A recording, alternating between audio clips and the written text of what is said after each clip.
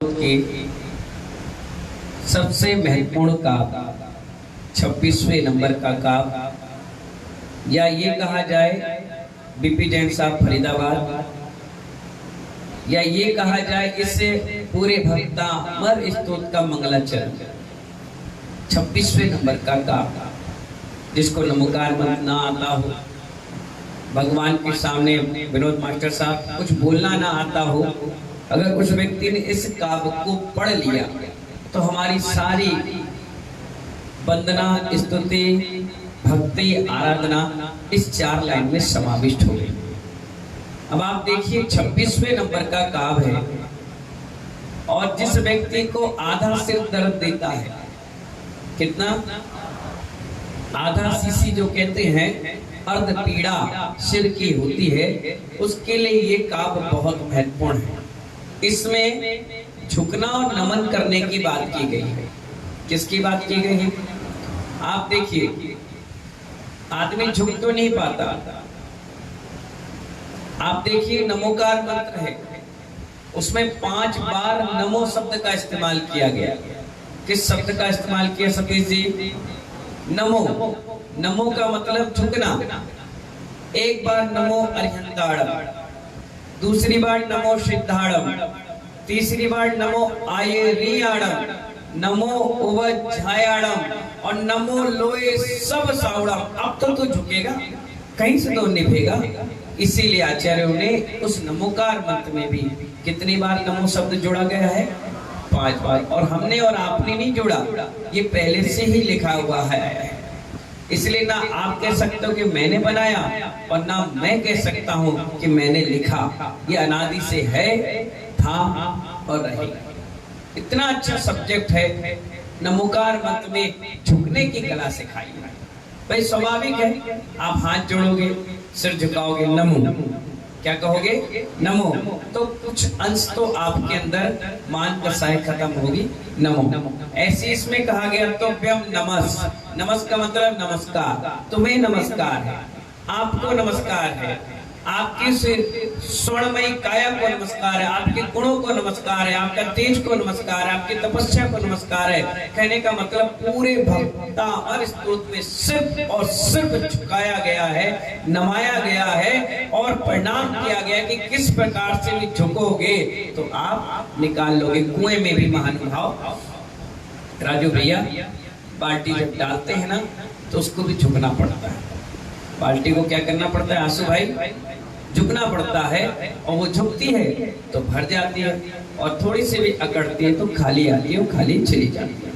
आज का बहुत महत्वपूर्ण काव्य, और ये काव्य तो आपको याद कर लेना चाहिए। क्या कर लेना चाहिए? बिल्कुल कंठस्थ कर लेना चाहिए, और जब भी मौका मिले तो इस काव्य को पढ़कर भगवान को नमस्कार करना चाहिए। क्या करना चाहिए? बहुत अच्छा, और इसका उपयोग भी बहुत अच्छा है। चलिए हम सभी लोग आज 26वें नंबर का काव्य को पढ़ रहे हैं और शुद्धि करेंगे। तो भ्यम, तू बोलो, तू भ्यम, तो भ्यम नमस् त्रिभुव नारती, नारती नहीं, नारती है, हृदय हराय नाथ। क्या समझ में आया? तो भ्यम नमस् त्रिभुवन नार्थी हराय नाथ, ठीक है ना? आगे भी यही है। तो भ्यम सब जुड़ता जाएगा। तो भ्यम नमः, क्योंकि माँ के बाद क्या है? तो बिंदी हा का उच्चारण होगा, तो क्या बोलिए? तो भ्यम नमः चिति, चिति नहीं बोलना है, बड़ी की आ जाएगी ना तो अशुद्ध हो जाएगा, चिति बोलिए। तलामल, बोलो तलामल भूषणाय, भू में बड़ी उनकी है और ना में आ की मात्रा है, तो बोले भूषणाय। तो व्यम नमस् त्रि जगतः, बोलो त्रि जगतः परमेश्वराय, परमेश्वराय। तो व्यम नमो जिन भवोदधि शोषणाय, सा कौन सा है? तालु सा, ठीक है ना? शोषणाय, और सीटी निकलना चाहिए, शोषणाय। ठीक है, समझ में आ गया? बिल्कुल सरल काव्य है, बहुत सरल, हर बच्चे को याद करा देना। और जब शाम की गुरु भक्ति हो तो मैं पूछूंगा, तो जो सही बताएगा, सही आंसर देगा, उसको पुरस्कार भी मिलेगा। और इस बहाने कम से कम आपको ये काव्य याद हो जाएगा। पहला काव्य, छठवां काव्य, ये 26वां काव्य, 45वां काव्य, ये काव्य इतने महत्वपूर्ण काव्य है, इनको हमेशा याद रखना चाहिए। क्या करना चाहिए? याद रखना चाहिए। अब आप अपन सभी लोग एक लाइन हम पढ़ेंगे और दूसरी लाइन आप पढ़ेंगे, ठीक है ना? पढ़िए। तो नमः त्रिभुवनार्ति हरा ए नाथ, जोर से पढ़िए, पीछे आवाज नहीं आ रही। तो नमः त्रिभुवनार्ति हरा ए नाथ,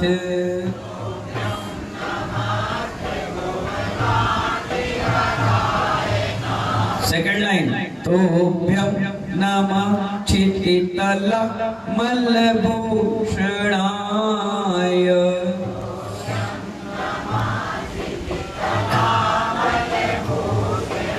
एक बार फिर से। तो नमः क्षितितल मलभूषणाय,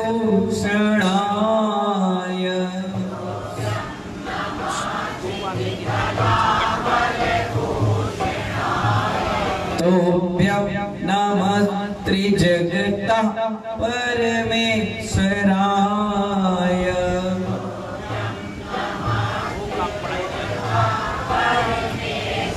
फिर से। तो नमः त्रिजगता परमेश्वराय,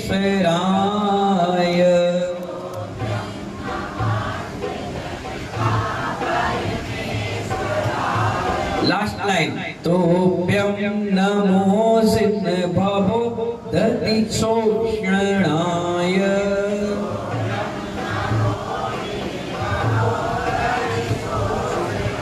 शोषणाय है, सीटी निकलेगा फिर तालु में टच हो जाएगा, तो वो सही उच्चारण आएगा। बोलिए। तो नमो सिद्ध भवो दति शोषणाय,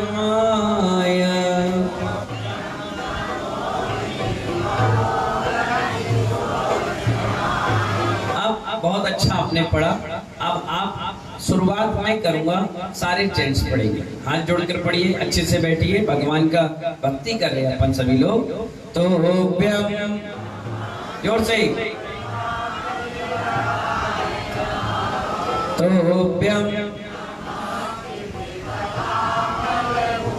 दीपक। तो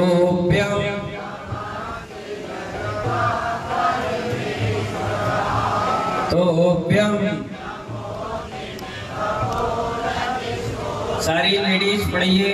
तो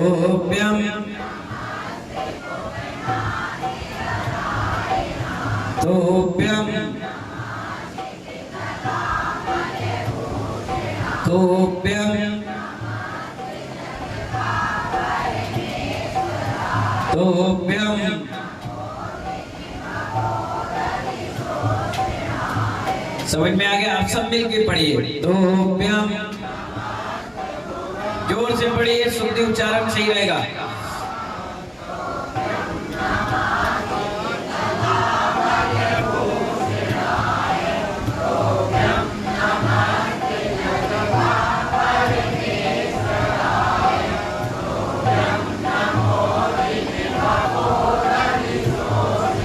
बहुत बढ़िया, जोरदार ताली बजा लीजिए अपने लिए। कितना सुंदर शब्दों का चयन करके आचार्य मानतुल स्वामी जी मुनिराज ने भगवान आदिनाथ की स्तुति करी। कभी कभी मैं सोचता हूँ और विचार करता हूँ कि कितने सुंदर परिणाम उस समय आचार्य मानतुल स्वामी महाराज के बने होंगे कि 3 दिन तक जेल के काल कोठरी में 48 तालों के बीच में, जहाँ ना पंखा है, ना उजेला है, ना कोई व्यवस्था है, ना कोई बात कर रहा, ना कोई बोल रहा है, और ऐसी सिचुएशन में उन्होंने अपने ज्ञान का सदुपयोग किया। क्या किया? ज्ञान का सदुपयोग किया। लोग कहते हैं इतना पढ़ के होगा क्या? कई लोग हैं ऐसे, पढ़ते जाते हैं। अभी आपको मैं मिलवाऊंगा बीच में वर्षा योग में, एक सुमेर चंद जी जैन साहब आएंगे मानसरोवर पार्क शाहदरा दिल्ली से। वो 65 वर्ष की आयु हो गई उनकी। कितनी? वीरेन जी कितने वर्ष की? 65 वर्ष की। और 65 वर्ष की उम्र में उनको पढ़ने का ऐसा भूत सवार हुआ कि उन्होंने प्राकृत में गोल्ड मेडल लिया। 65 वर्ष की आयु। और अभी आते भी हैं, ज्योतिषाचार्य की पढ़ाई कर रहे हैं और आते हैं, बैठते हैं। पूरा मंदिर की जगह उन्होंने करोड़ों रुपए की दान कर दी, भगवान संभवनाथ का मंदिर बनवा कर आए।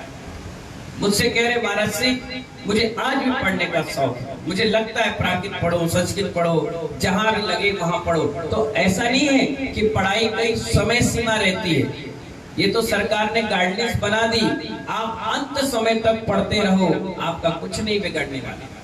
कि साधुओं को कहा गया कि आपको पढ़ाई तो 24 घंटे करते रहना, जिसके लिए कहा गया अविक्षण ज्ञान उपयोग। क्या कहा गया? अविक्षण यानी हर क्षण ज्ञान उपयोग में लगा हुआ है। और यही ज्ञान चर्चा महानुभा जब आज करेंगे तभी जाकर वो ज्ञान हमारा केवल ज्ञान का कारण बनेगा।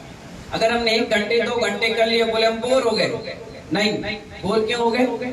इंटरेस्ट से पढ़िए, आनंद के साथ पढ़िए। जब पिक्चर देखते हो, एक पिक्चर को 50 बार देखते हो तो बोर नहीं होते। तो एक साथ में पढ़ते पढ़ते बोर कैसे हो गए?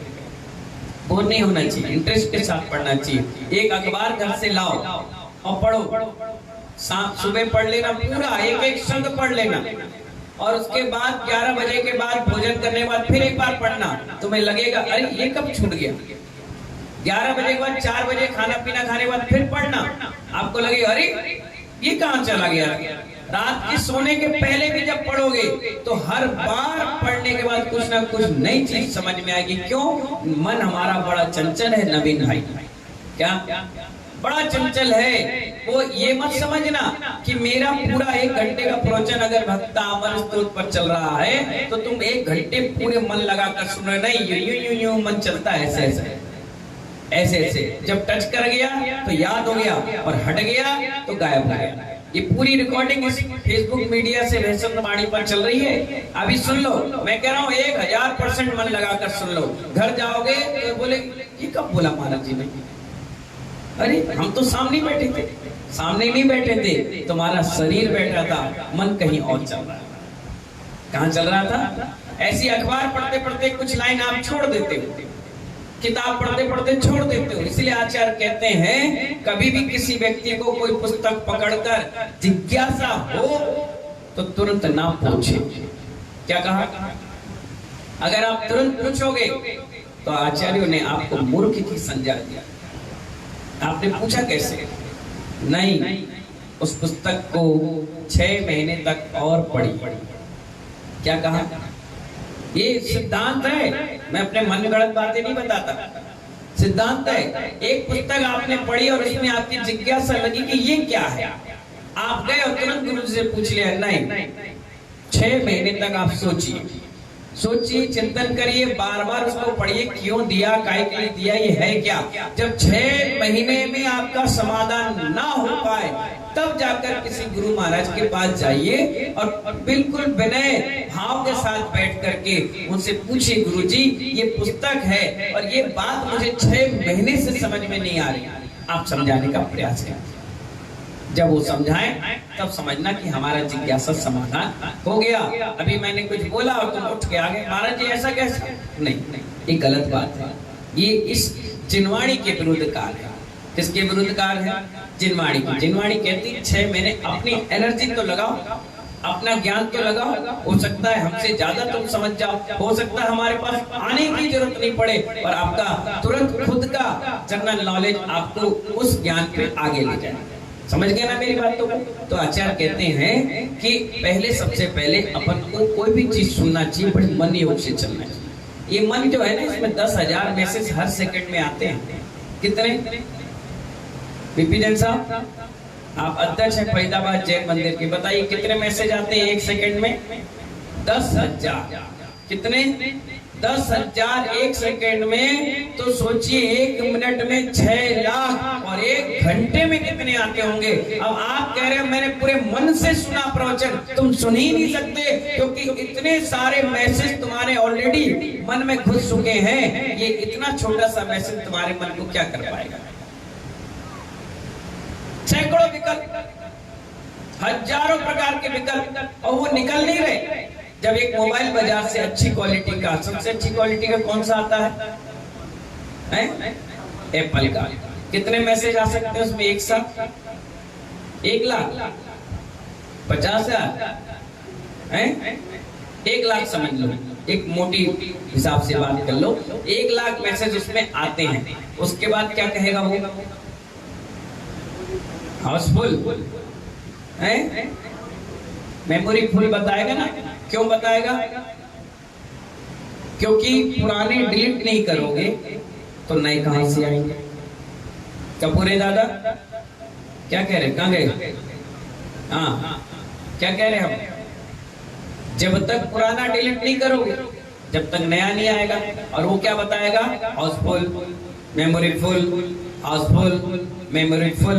अब आप जब तक उस पुराने मैसेज को ऑल क्लियर नहीं करोगे, जब तक नए मैसेज पढ़ ही नहीं पाओगे, आपका माइंड ही नहीं चल पाएगा। और आप इसलिए तो मुझसे आकर कहते हो महाराज जी जब भी मंत्र फेरते हैं हमारा मन भटकता इसलिए है क्योंकि आपकी मेमोरी फुल हो चुकी है।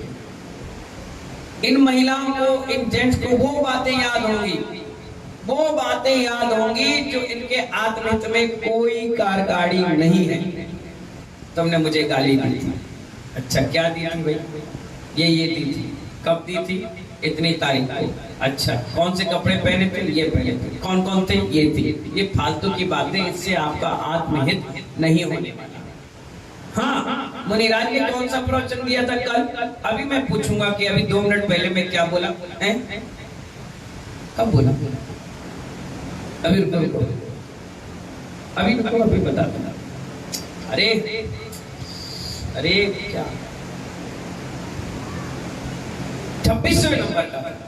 मतलब सोचिए ये बात के लिए कितना आपको ओवर एक्टिंग करके बताना पड़ रहा है। और गाली क्या दी? कब मारा? कब किसने बोला? कैसे बाल खींचा था?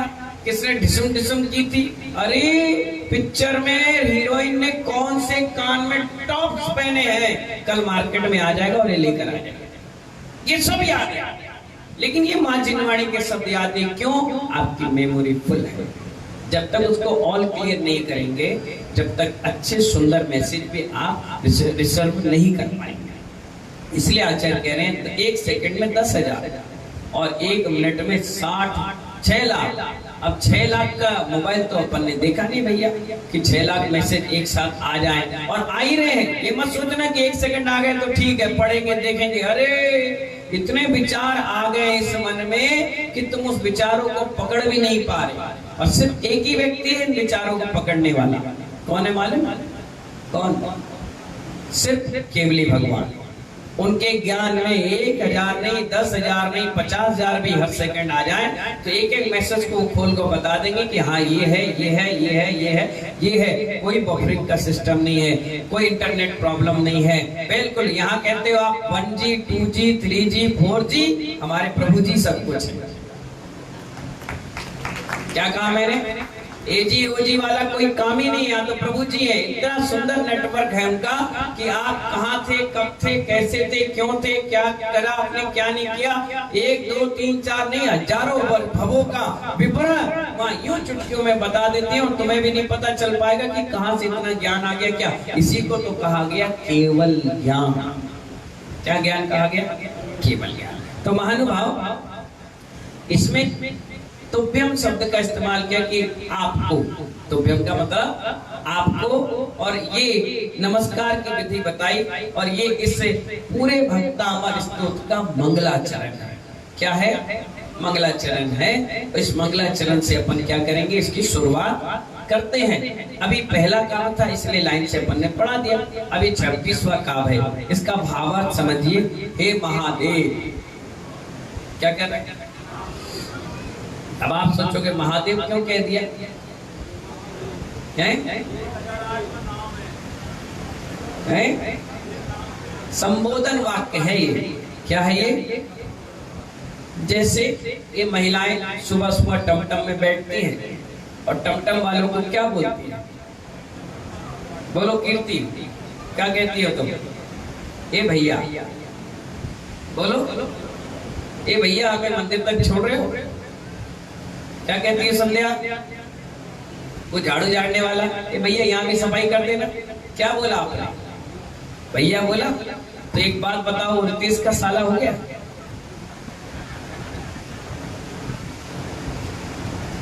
टिक्की वाले के पास जाती हो, ए भैया हमें भी देना। कितने की है? मैंने कहा 5 कितनी? अरे वो तो 4 देता है। ठीक है बहन जी 4 ले लो, चिल्लाओ मत लो। लो हमें भी देना भैया भैया। तो वो जो चाट वाला है वो आपका भाई बन गया, भेज दे रक्षाबंधन पे, रक्षाबंधन हो जाएगा बढ़िया। संबोधन वाक्य क्या है ये? संबोधन कभी संबंध स्थापित नहीं करता है। हम भी कह देते और भाई साहब, तो क्या वो मेरा भाई बन गया? नहीं ना। संबोधन वाक्य। ऐसे आचार्य यहाँ कह रहे हे महादेव। क्या कह रहे हैं? हे महादेव। देव इसलिए कहा महादेव क्योंकि हमारे भगवान देवाधिदेव हैं। क्या हैं? देवों के भी देव हैं। ये दुनिया में जितने भी आपको देव दिख रहे हैं इनसे भी श्रेष्ठ और श्रेष्ठ हैं, इसलिए आचार्य ने उन्हें महादेव कहा। क्या कहा? हे महादेव कहा, है ना? तो इसलिए महादेव की कल्पना उधर महादेव की नहीं करना है अपन को। इस महादेव में उन देवी देवताओं से भी श्रेष्ठ और श्रेष्ठ हैं, उनकी परिकल्पना करना है। आप त्रैलोक की विपत्ति के नाशक हो। क्या कर रहे हैं? विपत्ति जो होती ना उसके क्या है? हमारे भगवान नाशक हैं। महितल के विमल आभूषण हो। महितल यानी पृथ्वी तल के आभूषण हो। क्या हो? आभूषण। त्रिभुवन के स्वामी हो। 3 लोक के क्या है? भगवान हमारे स्वामी हैं। संसार समुद्र को सुखाने वाले हो। जो संसार समुद्र है बहुत विशालकाय है, तो इसको क्या करते हो आप? अपनी एनर्जी से सुखाते हो, इसलिए सुखाने वाले हो। अतः आपके लिए मेरा नमस्कार। किसके लिए नमस्कार है? एक आचार्य महाराज तो कह रहे हैं हे भगवान महावीर स्वामी, मैं आपको नमस्कार नहीं कर रहा। अब आप कहोगे अरे इतने बड़े महाराज होने के बाद कह रहे हैं कि भगवान मैं आपको नमस्कार नहीं कर रहा। सुरेश चंद जी क्या कह रहे हैं? महावीर भगवान आचार्य महाराज क्या कह रहे? कह रहे मैं आपको नमस्कार नहीं कर रहा और मैं करूंगा भी नहीं। अब आप कहोगे पागल है आचार्य, ये तो कहोगे ये कैसे? सुनील भैया क्या कहोगे? ये बताओ भगवान को नमस्कार मना कर रहे हैं? नहीं, उनके शब्दों को समझने का प्रयास है। क्या कह रहे हैं नीरू भाई? वो कह रहे हैं हे महावीर भगवान, मैं तुम्हें नमस्कार नहीं कर रहा हूं, तुमने जो गुण प्राप्त किए मैं उसके लिए नमस्कार कर रहा हूं। क्या कह रहे हो? आपने जो गुण प्राप्त किए हैं, आपने बेहसन सागर को नमस्कार नहीं किया। जो हमने 28 मूल गुण लिए हैं, 5 समिति, 5 महाव्रत, 5 इंद्रिय निरोध, 6 आवश्यक, 7 केशलोच आदि विशेष जो गुण लिए हैं, उन गुणों के कारण तुम हमें नमस्कार कर रहे हो। अगर ये गुणों का पालन हम ना करें तो कौन हमें पूछ रहा, कौन हमें बोल रहा? इसलिए वो कह रहे हैं आचार्य भगवान कि आप 3 लोक की विपत्ति के नाशक। सबसे बड़ी विपत्ति क्या है? विपत्ति क्या? माइक देना भैया दीपक। हाँ बताओ, सुनील भाई से पूछो, बगल पड़ोसी से। हाँ महाराज संसार से भटकने के कारण मुक्त करने का क्या? संसार में भटक रहे उसकी मुक्ति के लिए। अच्छा बगल में देना। सबसे बड़ी विपत्ति बताइए। खड़े हो जाइए, पूरे ज्यादा चश्मा लगा के बैठे हो, बहुत अच्छे दिख रहे हो, खड़े तो हो जाओ। अब पता चलेगा 50 साल में तुमने डबरा में क्या सीखा। सिर्फ मंडी, तेल, पेट्रोल, डीजल, रुपया, पैसा, बीवी, बच्चे। अब पता चल रहा है क्या सीखना चाहिए, बताओ। सबसे बड़ी विपत्ति क्या? तो बैठ जाओ, बगल में दे दो पड़ोसी, खड़े हो जाओ, बताओ सबसे बड़ी विपत्ति कौन सी? क्रोध, मान, माया, लोभ। बगल में दो बर्थडे बॉय को बताओ भाई, नीरू भाई कर्म हाँ, बगल में दो। देखो 5 लोग 5 विचारधाराएं, जबकि जैन आगम एक विचारधारा का है। किसी भी प्रकार की परेशानी आना है, बैठ जाओ। परेशानी संसारी भाषा में बातें मत किया करो। सबसे बड़ी विपत्ति है मृत्यु। क्या? मृत्यु। हाँ, उसको भी नाश कर दिया इन्होंने। आप अगर एक बार मरोगे तो दोबारा जन्म लोगे, फिर मरोगे, फिर जन्म लोगे। ये सबसे बड़ी विपत्ति है। जन्म जरा मृत्यु सबसे बड़ा रोग है। और हम क्या सोचते हैं, रोग ये दवाई खा लो इसका ठीक नहीं। ये सांसारिक भाषा है। आध्यात्मिक भाषा कह रही है सबसे बड़ी विपत्ति है मृत्यु। उसको जिसने जीत लिया उसको मेरा नमस्कार। ये ऐसा ही नमस्कार नहीं होता। तुमने सोचा कि एक नारियल लो, कहीं भी चढ़ा लो, कहीं भी गए सिर पटक लिए, कहीं भी अर्घ चढ़ा लिया, कहीं भी टीका लगा लिया, कहीं भी माला पहन ली। ये नहीं है। ये सब्जेक्ट तो सांसारिक है, व्यवहार है। इससे कहता है सबसे बड़ी विपत्ति है मृत्यु। और मृत्यु को भी जो जीत ले उसको मेरा नमस्कार। आपने समझे नहीं 2 लाइन में अर्थ कितना बड़ी बात बोल दिया आचार्य मांगतुम ने, जिसने विपत्ति को जीत लिया। हमारे तीर्थंकरों ने मृत्यु को भी विजय प्राप्त की है। अगर वो इस दुनिया से गए तो रोते हुए नहीं गए, मुस्कुराते हुए गए, तैयार थे। आप मुझसे कहोगे महाराज तुम्हारी मृत्यु आ गई, मैं बिल्कुल रेडी हूं, मुझे कोई दिक्कत ही नहीं। कोई भी साधु आज समाधि में नहीं मरण करता। उसकी समाधि तो 24 घंटे चल रही है। जिस क्षण आपने अंजलि में जल दिया कुल्ला करने के लिए, जैसे उन्होंने अंजलि छोड़ी, कुल्ला किया, उसी क्षण वो कहते हैं सिद्ध भक्ति समत नाण दर्शन वीरे सुमंत अगणो पहाड़म अटकुड़ा होते सिद्धाड़म तब सिद्धे सिद्धे संयम सिद्धे चर सिद्धे नाणम निदर्शनम सिद्धे शिक्षण मत्सामी। सीधे उन्होंने सिद्ध भगवान का स्मरण किया, वहीं उसी स्थान से चारों प्रकार के आहार पानी का त्याग कर दिया। अगर रास्ते में भी अटैक आ जाए, कहीं सांस रुक जाए, कहीं वो एक्सीडेंट में चले जाए, कोई विष लग जाए काट दे, कहीं कुछ हो जाए अनहोनी, और अगर वो चले गए तो कभी ये देखकर ये मत कहना अरे इनका मरण सही नहीं हुआ। नहीं, आप गारंटेड नहीं है बोलने वाले। उस साधु से पूछिए, उस साधु ने तो जैसी मुद्रिका छोड़ी, अंजलि छोड़ी, उन्होंने चारों प्रकार के आहार पानी का त्याग कर दिया। तो मरण उसका सुधरा कि तुम देखने वालों का सुधरेगा। हम तो कर्म बांधने वाले इंसान हैं। कोई कुछ करे चाहे ना करे, हमें तो कहना है, हमें तो कहना है। बिल्कुल नहीं। तुम होते कौन हो बोलने वाले? तुम क्या हमारे गुरु हो? तुम क्या हमारे माता पिता हो? क्या तुम हमें पाल रहे हो?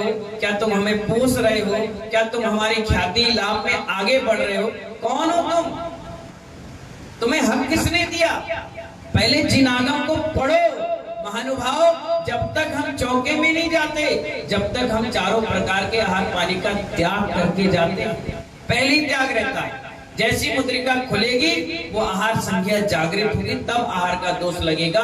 अंततः हमारी सारी चीजों का त्याग रहता है। यहाँ तक कि रात के भी जब सोते हैं ना, तो तुम तो छाती से चिपका के सोते हो, और ये भैसन सागर जैसे मुनिराज सब कुछ छोड़कर सोते हैं। कहते हैं प्रभु 6/3 के तखत में सो रहा हूँ, इसके अलावा जो भी चीज है सब चीजों का मेरा त्याग है। अभी क्या तुम्हें बता के सोए? तुमको क्या मतलब? तुम ये सोचते हो जो दिखेगा वही सच है, जबकि जो दिख रहा है आचार्य कहते हैं वो सब असत है। आंख बंद करो, जो स्वरूप दिख रहा वो सत्य है। तो आप क्या करते हो? ये जो दिख रहा है वो बोल के गए हमारे सामने, अरे तुम क्या बताओगे? एक माँ आई मेरे पास, कहने लगी मेरे पतिदेव अंतिम समय चल रहा है, आप तो सुना दीजिए। मैं उनके पास गया, देखा वो अधमरे से पड़े थे। अधमरे से, ना सोच थी, ना समझ थी, ना बोल था, ना चाल था, ना आँख था, ना हाथ था, बिल्कुल अधमरे, जो कहते हैं कोमा, ऐसे पड़े थे। मैं वहां पहुंचा, मैंने हिलाया डुलाया, बातचीत करी, कोई मूवमेंट नहीं, मैं चला आया। 3 दिन बाद वो एक्सपायर हो गए। उनके बच्चे आए मेरे पास बोलने, बोले महाराज जी बहुत अच्छा मरण हुआ हमारे पिताजी का। मैंने कहा अच्छा कैसे हुआ? अरे 24 घंटे नमोकार मंत्र सुन रहे थे। मैंने कहा किसने सुनाया? वो लग गई थी ना डब्बा, नमो अरिहंताणं नमो सिद्धाणं नमो आयरियाणं नमो उपछायाणं नमो लोए सब साहुणम। कब तक चला? 24 घंटे चला। मेरे बार एक बार अपने बाप से पूछ तो लेते, बाबा तुम सुन रहे हो कि सो रहे हो? वो कुछ बोल ही नहीं रहे थे, वो कुछ मूवमेंट ही नहीं कर रहे थे। मैंने कहा जब वो सुन ही नहीं रहे थे, मूवमेंट ही नहीं कर रहे थे, तो तुम कैसे कर सकते हो? तुम्हारे पिताजी मर के स्वर्ग गए। हमारे यहाँ समाधि के जब विषय पढ़ोगे, मरण कंडिका ग्रंथ, कौन सा ग्रंथ पढ़ोगे?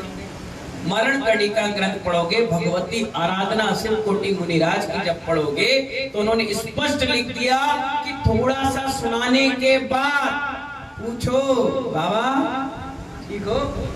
सुनाए? अभी नहीं जा रहे थे। पूछा हिलाकर, सुन रहे हो? हाँ हाँ हाँ। सुनाए? कहेंगे हाँ हाँ हाँ। तब सुनाओ। अगर वो कहे नहीं नहीं नहीं, चलो कोई बात, थोड़ा आराम कर लो। फिर थोड़ी देर बाद पूछेंगे, महाराज ओ मुनिराज, हाँ सुनाए कुछ? हाँ हाँ। अरे तुम्हें क्या बताएं, झांसी में हमने समाधि करवाई, क्या गजब की समाधि, ब्रिलियंट। आज तक ऐसी समाधि हमने नहीं देखी। एक ग्रस्त दीक्षा लेकर के, मुनि दीक्षा लेकर के समाधि मरण किया महानुभाव। हम उससे कह रहे हैं, दिन रात मेरे स्वामी मैं भावना ये भावूं। वो कह रहे चुप। वो क्या कह रहे? जो मुनि थे वो क्या कह रहे हमसे? चुप। मैंने कहा अरे ये क्या कह रहे? बोले मैं बोलूंगा, देहांत के समय में तुमको ना भूल जा। मैंने वाह, मतलब मुझे चुप करा के खुद बोल रहे हैं। सुनना अलग विशुद्धि है और खुद के अंदर से विशुद्ध भावनाएं बोलना अलग विशुद्धि है। मैंने कहा वाह, मजा आ गया। मैंने कहा प्रतिपण सुनाओ? बोले हाँ सुनाओ। मैंने कहा भक्ति सुनाओ? बोले हाँ सुनाओ। मतलब कितनी अच्छी भावना बन रही है सुनने की। इसे कहते हैं संलेखना पूर्वक निर्विकल्प समाधि। तुम जबरदस्ती थोप रहे हो, तुम सुना नहीं रहे, तुम थोप रहे हो, आदमी के परिणाम खराब कर रहे हो। फिर कह रहे मेरे पिताजी स्वर्ग गए, मेरी माँ स्वर्ग गई। अरे तुम लिखते स्वर्गवासी हो, उनसे पूछो वो कहाँ गए। कोई बताता है क्या फोन करके? हाँ मैं 32 अप्सराओं के साथ बैठा हूँ बेटा, बहुत मजा आ रहा है। तेरी माँ अकेली थी या 31 एक्स्ट्रा मिली, बहुत सेवा कर रही है, फल फ्रूट जूस नारियल पानी, हाँ बढ़िया मजा आ रहा है। कोई बता के गया क्या? क्यों झूठ लिखते हो तुम? और यही परंपरा पूरे संसार में आपने फैला दी। हमारे पुण्य योग से नहीं, अशुभ योग से हमारे पिताजी कहाँ गए? अब एक बात बताइए, आप इससे पूछना चाहता हूँ, थोड़ी सी आवाज बढ़ा करो। आप बताना, मैं आपसे पूछ रहा हूँ। आप मुझसे पूछते हो, मैं आपसे पूछ रहा हूँ। अशुभ कर्म के उदय से आता है ना आपके पास सफेद रंग का एक काले रंग से लिखा हुआ कार्ड, शोक पत्र। क्या लिखा होता है उसमें? बोलो बोलो। आप देखो, तुम्हारी बात आई तो मुंह में ताले लग गए, और हमारी बात आती तो अभी लड़ने मच जाती। उसमें लिखा है शोक पत्र, उसमें लिखा है हमारे अशुभ कर्म के उदय से। सुनना बड़े ध्यान से, हमारे अशुभ कर्म के उदय से हमारे पिता श्री, माता श्री, चाचा श्री स्वर्गवासी हुए हैं। और अगर अशुभ कर्म से स्वर्ग जाएंगे तो शुभ कर्म से क्या नरक जाएंगे?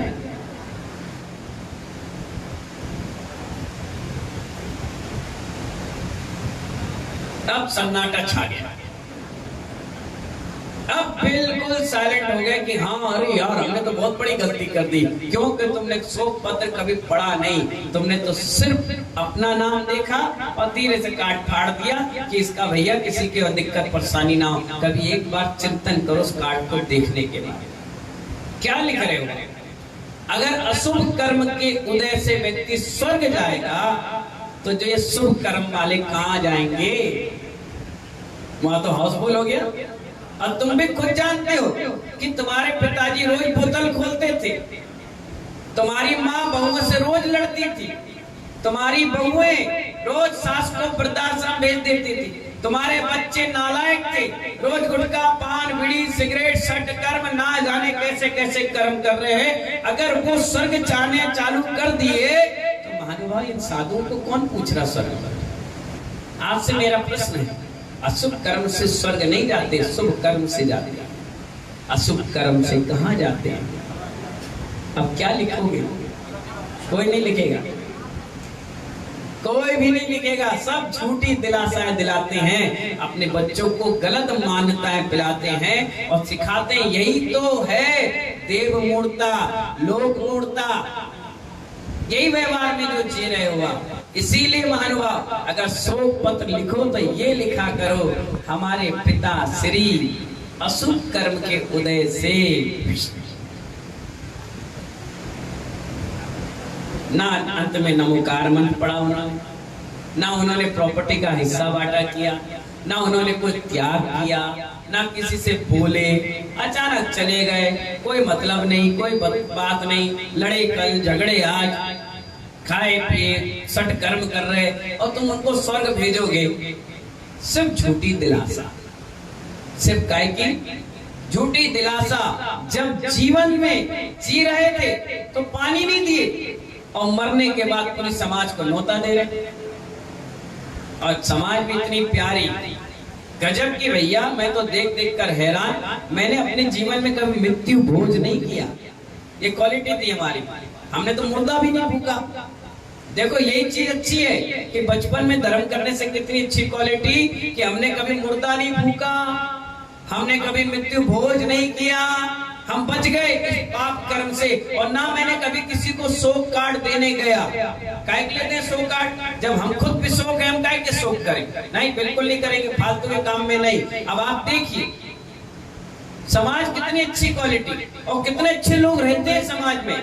जैसी शोक पत्र आया हमने देखा अच्छा एक न्योता और पक्का हुआ, 3 दिन बाद ही पहुंच जाएंगे जब उठावनी होती है। अच्छा भाई साहब कितनी तारीख को रखा है? 15 तारीख। अच्छा ही है, छुट्टी भी है। हलवाई किसको किया? अरे वो सोनू हलवाई को किया। नहीं यार सोनू नहीं, वो गुप्ता जी को करो यार।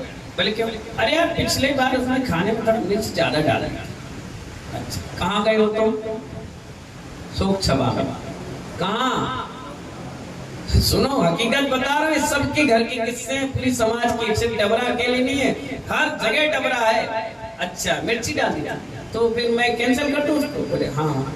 और सुनो वो जो पिछली बार उसने रसगुल्ला बनवाया था ना, उसमें अंदर गांठ आ रही थी, थोड़ा सा स्पंज वाला बनवाना यार। अच्छा अच्छा ठीक। और वो नुक्ती जो है ना सूख सी गई थी, थोड़ी चाशनी थोड़ा सा और डाल दिया। अच्छा भाई साहब और भाई साहब ठीक है। टेंट वाला किसको किया? फलाने को। नहीं थोड़ा ज्यादा बड़ा कर लेना। क्या तुम्हारे पिताजी बहुत लोगों से मिलते जुलते थे ना, तो बहुत लोग आएंगे। अच्छा अच्छा ठीक है भाई साहब चल रहे है ना? चल आए काय के लिए थे? शोक सभा में, और एक टाइम के भोजन की जुगाड़ बनाकर। शर्म भी नहीं आती आपको? आदमी मर गया, दुनिया से चला गया और तुम उस व्यक्ति के घर खाने जा रहे हो, बधाई देने जा रहे हो कि संवेदनशीलता देने जा रहे हो। फीलिंग ही नहीं है, 2 पैसे की फीलिंग नहीं। आदमी के अंदर बस यही है, भूखमरी सी छाई है। महानुभाव नियम ले लो, कोई भी मर जाए हमें खाने नहीं जाना। हाँ किसी की पार्टी हो, जन्म दिवस हो, किसी की एनिवर्सरी हो तो बात अलग है, वो आपको खिला रहा है बुला रहा है, ये बात अलग है। लेकिन सामने वाला मर गया, सोचिए उसके कई ऐसे भी घर हैं जिसके घर पे व्यवस्था भी नहीं, फिर भी बेचारा समाज और सोसाइटी मेंटेन करने के लिए 10-20-50 को बुलाता है और लोग फिर भी जाते हैं। अब आप कहोगे हमारे रिश्तेदार परिवार ही है, परिवार है तो जाइए पानी पी के आ जाइए, जाइए 1-2-4 रोटी खा लो। ये मृत्यु भोज की परंपरा हमारी नहीं है। क्या होता था, बड़े परिवार थे भाई, 4 भाई 8 भाई 10 बहन 5 बहन सब थे, तो रिश्तेदार आते थे घर पे काय के लिए? तेरही करने के लिए, शांतिनाथ में दान करने के लिए। जब आते थे तो लोग पूरी सब्जी बनाकर खिला देते थे। लोगों ने उसको ही ट्रेंड बना दिया। क्या बना दिया, ट्रेंड बना दिया कि नहीं वो क्या बोलते हैं उसको, मृत्यु भोज कराओ। नहीं, ये समाज की परंपराएं नहीं है मानवा, और आप नहीं भी कराओगे ना तो कोई बुरा नहीं मानने वाला। और कभी जिंदगी में इस चीज को रखना ही मत कि हमारे परिवार से कुछ चला गया, हमने कुछ नोता पोता जैसा काम नहीं किया। बिल्कुल नहीं, कोई आपको कुछ नहीं करेगा, कोई आपसे कुछ भी नहीं बोलेगा। हमारे खुद के ग्रस्त अवस्था के दादाजी चले गए, खबर आई, बहुत पुरानी बात आई कि वो दादाजी एक्सपायर हो गए। मैंने कहा कोई बात नहीं, ओम शांति, बढ़िया है। तो एक व्यक्ति बोला, मान लीजिए आपको कोई रिएक्शन नहीं हो रहा। मैंने क्यों होगा, सैकड़ों दादा जाते हैं और सैकड़ों आते हैं, उसमें क्या दिक्कत है, हम भी चले जाएंगे, उसमें क्या दिक्कत है। बोले अच्छा। वो फोन आया कि बाल कटवाए कि नहीं कटवाए। मैंने कहा बाल कटवाना नहीं कटवाना जैन दर्शन के सिद्धांतों के विरुद्ध है। अगर बाल आप कटवाओ तो आप जानो, और नहीं कटवाओ तो आप जानो। लेकिन हमारे यहाँ बाल उखाड़ने की परंपरा है, कटवाने की परंपरा नहीं है। करो तो केस लॉन्च कर सकते हो, लेकिन बाल उस तरह से नहीं बनेगा। बोले क्यों, वो सब लोग करते हैं। बोले सब कुएं में गिरे, तुम भी गिरो। कोई क्या कहेगा कि आपके घर से मुनि बने और आप लोग भी आज भी रूढ़ी परंपरा में बाल कटवा रहे। नहीं, कोई नहीं कटवाएगा, किसी ने नहीं कटवाया। और उस दिन से आज तक कितने ही मरे हो, कितने ही जिए हो, आज तक बाल नहीं कटते, मृत्यु भोज नहीं होता। यानी एक मुनि बन से परिवार पूरा सुधर गया ना, और एक चतुर्मास होते अगर डबरा सुधर गया तो वाह क्या कहना। इसलिए महानुभाव ये हमारी परंपरा है ही नहीं, कोई है ही नहीं। वो बाल इसलिए काट दिए जाते थे, मैं आपको बताऊं, ये 500 लोग बैठे हैं ना, इनमें से पता कैसे चले कि किसको सूतक है, किसको पातक है। अभी इतने लोग बैठे हैं, अगर वो चश्मा वाला खड़े हो ना, चश्मा वाले भैया खड़े हो जाओ, आगे आगे। अब आप देखिए इतने सारे लोगों में काला चश्मा किसने लगाया। हाँ वही खड़े हो जाओ, वही खड़े हो जाओ। किसने लगाया, क्या नाम है तुम्हारा, है? अमन भाई ने लगाया। माइक देना। हाँ, काला चश्मा क्यों लगाया, आँख आई है, आँख आई है। पहचान किससे हुई, इससे चश्मे से हुई कि नहीं, कि इस व्यक्ति को आंख आई है, इस व्यक्ति ने मास्क लगाया है, कोरोना का सिस्टम दिख रहा है, इसीलिए तो इसी प्रकार से बाल कटवा दिए गए।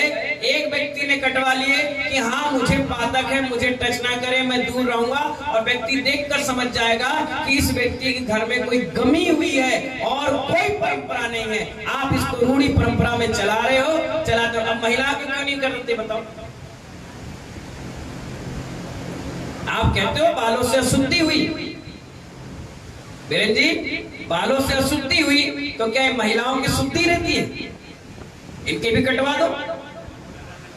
अब फिर चलो कोई दिक्कत नहीं, बढ़िया, तुम भी चुटैया रखो, ये भी चुटैया रखे, घूमते रहो।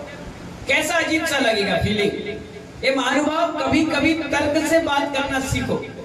ये तर्क नहीं है कि बाप चलेगा तो टकली करा ली, अरे तो ये इन लोग क्यों है, ये काय के लिए घूम रही, इनके भी करवाओ। नहीं महानुभाव, ये परंपरा बना दी गई है नहीं।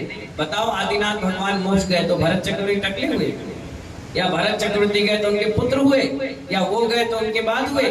कभी देखा आपने, मैं चला जाऊं तो मेरे घर वाले सब टकली हो जाएंगे, ये चले जाते उनके घर वाले के टकली हो जाएंगे। बताओ अगर ये है शुद्धि अशुद्धि की, तो इनके और हमारे परिवार में क्यों नहीं हो रही। सोचने वाली बात है, हम किस रूढ़ी परंपरा में जीवन को जी रहे। यही तो सबसे बड़ा मिथ्या था। बैठ जाओ भैया, ये पहचान है, टकली करा दी, इनके सूतक पाते लगा है। नहीं मानी भाई, ये सब चीजें हमारे जैन दर्शन की नहीं है। अब लोग कर रहे हैं, चला जा रहा है, हो रहा है, और आप भी उसी भेड़ चाल में चले जा रहे हैं। लेकिन कायदा तो ये कहता है कि ये सब चीजें नहीं है तो नहीं है। बस अगर बाल कटवाने है तो सेट करवा लो, छोटे करवा लो, और क्या कर लोगे, अपने दिल का मन को समझा लो, और बाकी कुछ नहीं। तो अपन बात चल रहे थे कि आप विपत्ति के नाशक है। किसकी बात चल रही थी, सबसे बड़ी विपत्ति क्या है, मौत, मृत्यु है, उसके क्या है आप नाशक है। क्योंकि हमारे यहाँ मृत्यु को महोत्सव बनाया गया है। हर दर्शन में जीवन जीने की सलाह दी, जीवन जीने के सूत्र दिए। सिर्फ जैन दर्शन है जिसमें जीवन के साथ साथ मृत्यु को महोत्सव मनाने के सूत्र दिए। इसीलिए हर ग्रंथ में जीवन जीने के सूत्र मिलेंगे, हर दर्शन में। सिर्फ जैन दर्शन में मरण कंडिका और भगवती आराधना ग्रंथ आया है, जिसमें मरने के लिए सुंदर कला के साथ कैसे मरण करें उसकी सजेशन दिया गया है ना। और महितल के विमल हो, आभूषण हो, तो इस पृथ्वी तल के आप सुंदर आभूषण है ना। मन के स्वामी हो, संसार समुद्र को सुखाने वाले हो, इसलिए आपको मेरा नमस्कार। ठीक है ना। इसका मंत्र पढ़िए, रिद्धि मंत्र। ओम ह्रीम अरम नमो दित्तवाणम रिद्धि सहित श्री आदिनाथ जिनेन्द्राय अर्घम निर्वपामिति मंत्र इसमें पढ़ लीजिए। ओम ह्रीम अरम नमो दित्तवाणम झोम झोम नमः स्वाहा। ऐसे ऋषि जिनके शरीर की कांति सूर्य सम बढ़ती हो, उन्हें मेरा प्रणाम है। जैसे आज के समय में कई साधु ऐसे हैं, जब उन्होंने दीक्षा ली उस समय की उनकी फोटो देखी, और आज जब उनको 25, 30, 40 साल हो गए और आज की फोटो देखी, जमीन आसमान का अंतर मिलेगा। क्या मिलेगा? एक साधवार मती माता जी थी, क्या नाम था? हाँ, आचार्य विमल सागर जी महाराज के संग में थी, गढ़नी आरिका थी। जब वो आई थी तो बहुत सांवला चेहरा था उनका, और धीरे धीरे जब ज्ञान अर्जन किया, साधना की, तो तेज निखर गया। आचार्य गुरुवर विराट सागर जी महाराज, जब उनकी पुरानी फोटो देखोगे कैसे एकदम से सांवले पतले दुबले से, और आज जब वो केस रोज करके बैठते हैं तो एकदम निखर के आते हैं। ऐसा लगता है कि भगवान का कोई छोटा रूप वहां बैठा हुआ है। आचार्य विद्यासागर जी महाराज कर्नाटक के थे, वैसे वहां सांवला रंग, वहां से आए, गर्दन झुकी बैठे, और धीरे धीरे तब साधना करी, तो आज 50 साल में देखो सोने जैसे चमकने लग गए। आचार्य विमल सागर जी, आचार्य स्मृति सागर जी, जब पुराना बैकड्रॉप आप देखोगे तो उसमें सांवला रंग, पतले दुबले चुपचाप, और आप धीरे धीरे धीरे रंग निखरने लग गया। तो ऐसी सूरज संक्रांति जिनकी बढ़ती है दिन दुगनी रात। सूरज देखिए जब दिखता है सुबह सुबह तो थोड़ा दिखता है, फिर धीरे धीरे धीरे धीरे धीरे 11-12 बजे तक एकदम चमकदार हो जाता है। तो आचार्य भगवान कह रहे ऐसे ऋषि जिनके शरीर की कांति सूर्य सम बढ़ती हो, उन्हें हमारा नमस्कार किया गया। सिद्धि मंत्र है ओम नमो ओम ह्रीम श्रीम क्लीम ह्रूम ह्रूम पर्जन शांति व्यवहारे जयम जयम कुरु कुरु स्वाहा। एक ही मंत्र है, बहुत सरल है, कोई भी पढ़ सकता है। विधि समझिए। स्नान करके लाल रंग के वस्त्र धारण कर उत्तराभिमुख यंत्र स्थापित करें, आरती उतारें, यंत्र की पूजा करें। पश्चात अर्धरात्रि, अर्धरात्रि का मतलब 12 बजे के बाद अपराह्न काल तक, यानी सुबह 4:30-5 बजे तक, 12 से 5 बजे तक 12,000 जाप, यानी करीब करीब 120-115 कैलकुलेटर से कर लेना, 115-18 माला करीब करीब होती है। ये रिद्धि मंत्र की जाप कर इस मंत्र को सिद्ध करें। गुण क्या है? यंत्र को पास में रखने से तथा रिद्धि मंत्र द्वारा 108 बार तेल मंत्र कर सिर पर लगाने से अर्धपाली यानी आधा सिर दर्द ठीक हो जाता है। मंत्रित तेल की मालिश तथा मंत्रित जल को पिलाने से प्रसूता की पीड़ा दूर हो जाती है। इस मंत्र के प्रभाव से प्राणांतक रोग उपस्थित नहीं हो पाते। इस मंत्र को अगर अपन पढ़ते रहें तो जब तक हमारी मृत्यु नहीं होती, जब तक हमें कोई रोग नहीं परेशान कर सकता। आप लोग कहते हैं ना वैष्णव सागर जी महाराज आप दवाई क्यों नहीं लेते? हमने कहा हमारे पास भक्तांबर ऐसी अमृत टूटी है, हमें दवाइयों की आवश्यकता नहीं पड़ती। इसी को पढ़ लिया सारा काम हमारा हो जाता है। इसमें प्रसूता की पीड़ा दूर हो जाती है। एक बहुत बड़ा टोटका आपको बता रहे हैं, सुनेंगे? महिलाओं के लिए ज्यादा उपयोगी है, जेंट्स भी ध्यान रखिए। कभी कोई महिला गर्भवती हो जाए और गर्भवती होने के बाद उसका पूरा समय चल रहा हो तो आजकल एक ट्रेंड बन गया ऑपरेशन थिएटर में जेंट्स की उपस्थिति। डॉक्टर कहते हैं अपने पति को बुला लो, डॉक्टर कहते हैं अपनी माँ को बुला लो, डॉक्टर कहते हैं आपके घर के एक व्यक्ति को बुला लो। ऐसे ही है ना, कितने लोग ऐसे होंगे जिनके घर परिवार के लोग अंदर भी रहे होंगे, वो सारी चीजें देखी होंगी। जबकि ये शास्त्र कहता है वहां पर सिर्फ डॉक्टर के अलावा कोई नहीं होना चाहिए। अब पूछो क्यों? ऐसे करोगे तो कोई नहीं बताएगा। हाँ, अच्छे से बोलिए। हाँ, देखिए एक प्रकार से तंत्र क्रिया है। अगर आपके हस्बैंड या आपकी माँ यानी मम्मी जी नहीं, मम्मी जी लग गया, पराई हो गई, मम्मी हो गई यानी आपकी हो गई। समझना मेरी बात। पति और माँ का बड़ा अटैचमेंट उस महिला से रहता है। पति तो पति है ना, और माँ है। हल्की सी भी मोटी रहेगी तो माँ कहेगी बेटी पतली होकर आ गया, कुछ खिलाया नहीं, कैसे नहीं खाई, ले खा ले आराम कर ले, कोई बात नहीं। वो तो हर किसी को लगती है, आपकी होंगी तो आपकी भी, उनकी हो तो उनकी भी। तो अब माँ या पति अगर ऑपरेशन थिएटर में आपके नजदीक हैं तो जितनी पीड़ा आपको हो रही है वो 4 गुना बढ़ जाती है। क्या? और अगर पति और माँ आपकी उस बिल्डिंग में उस जगह नहीं है, वो दूर है, वहां से डॉक्टर है और कोई नहीं है, तो वो पीड़ा नॉर्मल डिलीवरी में बदल जाती है। एक पंडित जी थे हमारे यहाँ शालीमार गार्डन गाजियाबाद में, दीपक पंडित जी, उनसे मेरी चर्चा हुई।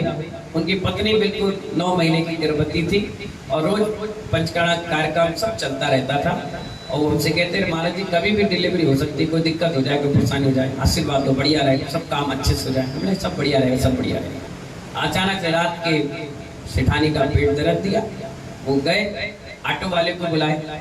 ऑटो वाला शराबी था तो ऑटो पलट गया, लेकिन पत्नी वजनदार थी, बच गई। फिर क्या हुआ? कुछ दूर गए, उन्होंने कहा भाई शराबी खराबी है, कुछ गड़बड़ हो जाएगी, तो उन्हें मोटरसाइकिल निकाली पूरा 9 महीने। और उनकी सेठानी पंडिताइन उसमें बैठ गई और मोटरसाइकिल चला के अभी चले एक हाथ से चलाते पुचकारते बेचारे हॉस्पिटल पहुंचे। और पंडित थे, उन्हें मालूम था कि भाई ये गड़बड़, अब कोई माँ नहीं, कोई भाई नहीं, कोई बहन नहीं, कुछ नहीं। ले गए, स्ट्रेचर में बैठाया, खुद ही धक्का ले गए, ऑपरेशन थिएटर में पहुंचा दी। सरकारी हॉस्पिटल था। उन्होंने कहा डॉक्टर साहब ऐसी स्थिति है। बोले कोई बात नहीं, ठीक है आप चलिए अंदर। बोले नहीं। उन्हें अपनी बच्ची को लिया, छोटी सी बच्ची को, और तीसरी मंजिल में नीचे उतर के बैठ गए। 1-2 लोगों ने कहा भाई जाओ तुम जाओ, बोले नहीं नॉर्मल होगा, हमें मालूम है। और बिल्कुल नॉर्मल बच्चा आधा घंटे में बाहर आ गया सीधा। डॉक्टर भी हैरान, सब देखकर हैरान। फिर उन्होंने मुझे बताया कि महाराज जी एक टोटका है, अगर मैं उसके नजदीक होता, वो देख करके पीड़ा होती तो ना मुझे सहन होता ना उसे, और ऐसी अटैचमेंट होता कि डिलीवरी फिर ऑपरेशन थिएटर में ही बदल जाती। इसीलिए कहा गया जब भी डिलीवरी के लिए जाओ आप, तो आप उस जगह से दूर हट जाओ। कितने ही इमरजेंसी केस हो, दूर हट जाओ और किसी को भेज दो। ऑटोमेटिक वो सिस्टम ऑपरेशन से नॉर्मल में। ऐसा कई लोगों के साथ हुआ, इसलिए मैंने आपको बता दिया, ठीक है ना।